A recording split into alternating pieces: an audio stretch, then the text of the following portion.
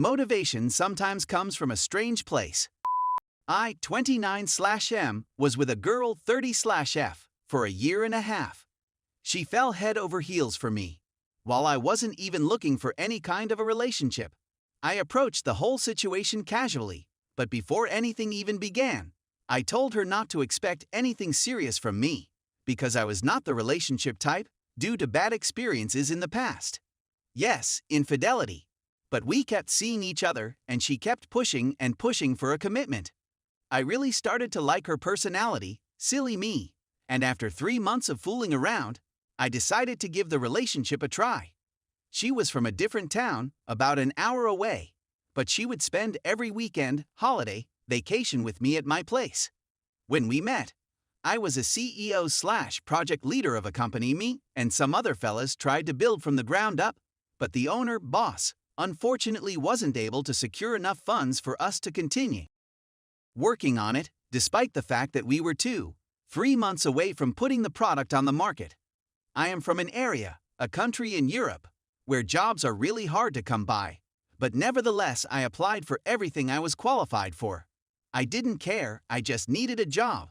I got quite a few interviews, but no luck actually securing a job. This went on for 6 months. Of course, the fact that I didn't have a job made us both a bit uneasy, but I really didn't get a feeling that it was affecting our relationship at all. At the beginning of this year, January, I had a meeting with my counselor at the Unemployment Bureau. She asked me if I wanted to attend some courses where they teach me to code. Without hesitation, I said yes.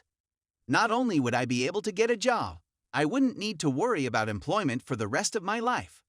I applied. A few days later, I found out that they accepted me. I don't know what their criteria was, but I knew that didn't want to take just anyone. And I was ecstatic. But something was off.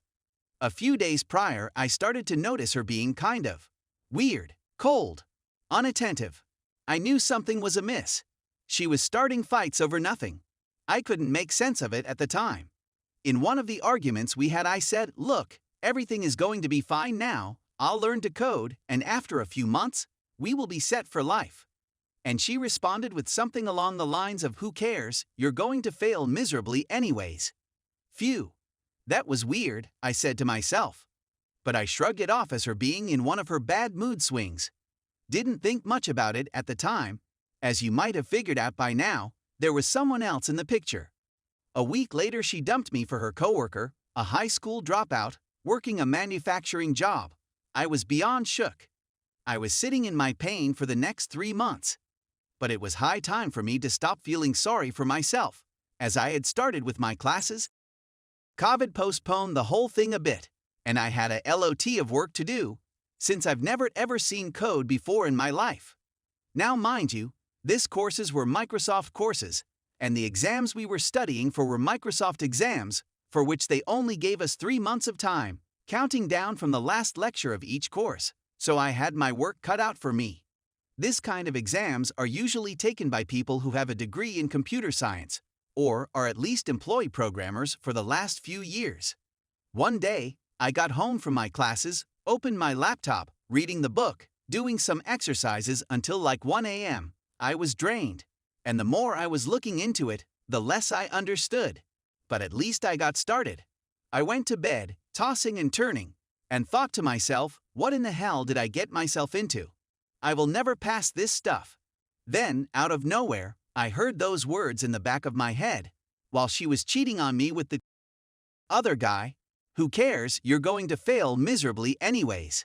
I lit up like a Christmas tree, got back up, and continued to code until 4 a.m.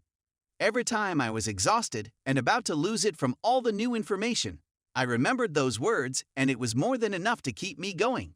Today, my fellow betrayed, I passed the first Microsoft programming exam, and I was already studying for the second one for the last 2 months, a totally different programming language, which I plan to also take and pass as well. Like the title says, sometimes the much-needed motivation comes from a strange place. I just wanted to share this with people who can relate in some way to this story, as I haven't told anyone else yet. Update. It's been a little over a year since my first and last open topic on this subreddit. At this opportunity, I would like to thank every single one of you for your support and your encouraging words. At the end of each year, I like to take some time for myself and look back on the year. Therefore, I decided to write another post to this community since it has been so helpful and encouraging to me in the past, and hopefully to inspire even one person going through the same turmoil and hurt I went through almost 2 years ago. So what happened since my last post? I got my first software developer gig at the very beginning of the year. The very first company I sent my CV to decided to hire me not long after my original post. I started work in the beginning of January this year. My initial contract was only for 6 months. Understandably, the company wanted to make sure that they didn't take on board a cat in the bag, and I was eager to start my career, so I took the job. They allowed me to work from home, although the offices are only a 3-minute drive from my place. I decided to make sure that I take full advantage of the opportunity and to display to the whole world who I am and what I am capable of. After about 3 months on the job, I was having a Skype call with the lead tech of the software we were developing. He was not a member of the company, but was a private contractor. This guy was one of the most respected developers in the whole country and has been working for himself for the past decade. Towards the end of our conversation, he said, "Hey, do you work on any project for yourself?" I responded with, "What do you mean?" He said, "Well, I got a lot of clients, and they are all looking for software developers. You got some real talent, so let me know if you are interested. I can recommend you to them."